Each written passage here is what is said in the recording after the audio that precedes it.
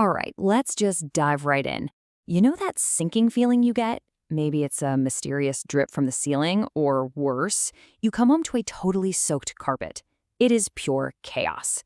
Today, we're going to flip that script. We're going from chaos to calm by really digging into the science of what it takes to restore a home after water damage. So just picture it for a second. Your floor is flooded, maybe a pipe burst, maybe the water heater finally gave up the ghost. Honestly, at that moment, the cause doesn't even matter. All you feel is panic, right? The big question, the only question is, what happens now? And that's exactly what we're going to break down. But sometimes the problem is, well, it's a lot sneakier than a full-on flood. You might just notice your wood floors are kind of warping, or the baseboards look a little swollen.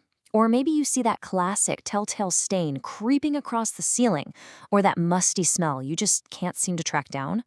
Yeah, those are all classic signs that water is doing some serious damage, and a lot of the time, it's happening completely out of sight. Okay, that brings us right into our first section, when water invades. We're going to look at why even a seemingly small problem is rarely just a simple cleanup, and how the environment you're in can turn a tiny leak into an absolute nightmare. And this quote, wow, it just captures the sheer speed of the crisis perfectly. Especially in a humid climate, water damage isn't some slow burn. No, it's an explosion. The heat and humidity act like gasoline on a fire, accelerating everything. That means a little ceiling stain you see at breakfast can turn into a massive black mold problem hiding behind your drywall by dinner. We're talking less than 24 hours. And look, this can happen to literally anyone. Just think about all the ways water can get in. You've got aging pipes just waiting to burst. You've got intense storms that your roof just can't handle. Even something as simple as a clogged AC drain line on a hot summer day. Then you add in failing washing machines, water heaters, and the dreaded sewage backup. It's easy to see just how vulnerable any of our homes really are. And that leads us straight into section 2, the race against time. Because when water invades your home, your single biggest enemy, without a doubt, is the clock. Look at this number right here, 60.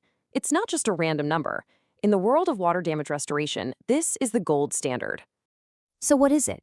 It's 60 minutes. That's the ideal response time professionals are shooting for. See, every single minute that water just sits there, it's migrating deeper and deeper into your home's structure. It's soaking into drywall, getting into the wood, and creating the perfect breeding ground for mold. Getting someone there fast can literally be the difference between a pretty simple cleanup and tens of thousands of dollars in secondary damage. It's that critical. So, with that clock just ticking away, how do the pros actually get control of all this chaos? Well, that brings us to section 3, the 3-step rescue. This is where science and a solid strategy really take over. The professional's game plan isn't just random. It's a really clear, methodical 3-phase attack. First, inspect and extract. Second, dry and monitor. And finally, restore and rebuild.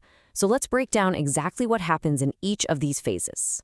All right, step 1 is inspect and extract. Think of this as the immediate frontline assault. The pros come in with cool tech like thermal cameras to find all that hidden moisture behind your walls. They figure out what kind of water they're dealing with, and we'll get to that later, and then the big guns arrive. Truck-mounted pumps to pull out all that standing water. If carpet, padding, or drywall is soaked, it gets ripped out right away. And of course, everything gets documented for the insurance company. Next up is step 2, dry and monitor. Now, this is where the real science kicks in. We're not talking about just setting up a few fans you've got in the garage. No way. This is a strategic grid of super powerful commercial-grade dehumidifiers and air movers. And it's not a set-it-and-forget-it thing either. Technicians come back sometimes twice a day, taking moisture readings with these special meters, and they're constantly adjusting the equipment to hunt down every last bit of dampness until your home structure is verifiably, scientifically dry. Which brings us to our next big idea in section 4, beyond the surface. So what really separates a professional job from, just grabbing a shop vac and going at it yourself? Well, the difference is way, way more than just having bigger equipment. Okay, the gap between a DIY cleanup and what the pros do is it's huge. When you do it yourself, you're really only getting the surface water. The pros are using that specialized equipment to pull hidden moisture from deep inside your walls and floors. Your fans from home, they could actually be spreading mold spores all over the place. The pros set up containment zones to stop that from happening. But honestly, the biggest difference of all, professionals use scientific instruments to prove the structure is dry. There's zero guesswork involved. So how do you spot a real expert in all this? Look for something called ICRC certification. And it's not just some fancy logo they slap on their truck. It actually means the technician has been trained in psychrometry. That's the real science of managing moisture in air. And they follow a proven standardized protocol. It's basically the industry's official seal of approval that says this person knows what they're doing. Now, this is really important. Not all water is created equal. The pros classify water damage into 3 different categories. Category 1 is clean water. From a broken supply line or rainwater. It's not great, but it's not immediately harmful. Then there's Category 2, or gray water. This comes from something like an appliance discharge, so it has some contaminants in it. And then you have Category 3, black water. This is the really dangerous stuff. We're talking sewage, floodwater from rivers. It's highly contaminated. Knowing which category you're dealing with is absolutely critical because it dictates the entire safety protocol and cleanup process. Okay, this brings us to our final section where we kind of bring it all together. Section 5, the aftermath, costs, and choices. This is where all that science we've been talking about meets your wallet. And that leads us to the one question that is on everybody's mind when this happens. So, what's the real cost of all this going to be? And the honest-to-goodness answer is, well, it depends. There are a few key things that are really going to drive that final bill. First, the category of water is a huge factor. That dangerous black water, that's the most expensive to handle by far. Then there's the speed of the response. Remember that 60-minute window? The total square footage that's affected, and the types of materials that got wet. Hardwood floors versus tile. All of that plays into the final cost.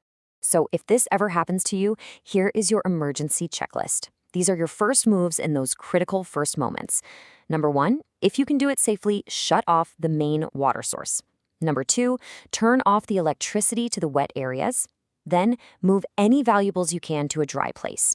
Next, and this is super important, document everything with photos for your insurance claim.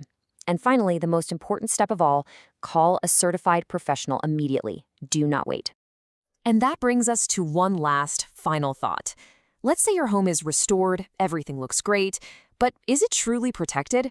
See, understanding all this science isn't just about cleaning up a watery mess. It's about making sure your home is structurally sound and truly safe, from the inside out.